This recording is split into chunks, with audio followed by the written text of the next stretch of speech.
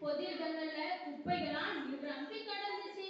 அதை பார்த்ததும் எனக்கு சோகமாவும் கவலையாவும் இருந்துச்சு.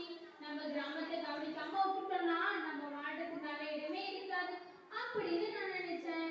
ஏதாவது செய்யணும் அப்படின்னு முடிவு செஞ்சேன்.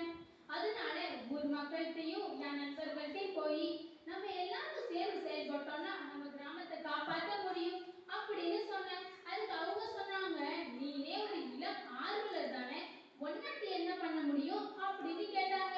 அதுக்கு நான் சொன்னேன், சிறிய கை கூட பெரிய மாற்றத்தை செய்யும் அப்படின்னு சொன்னேன். நாங்க எல்லாம் ஒன்னா சேர்ந்து கிராமத்தை சுத்தம் செய்யற வேலையை ஆரம்பிச்சோம். முதல்ல நீர்நிலைகள்ல இருக்கிற குப்பைகள் எல்லாம் அகற்றணும், பொது இடங்கள்ல இருக்கிற குப்பைகளையும் அகற்றணும், கரையோரங்கள் எல்லாம் மரக்கன்றுகள் நட்டோம், ரோட்டோரங்கள்லயும் மரக்கன்றுகள் நட்டோம்.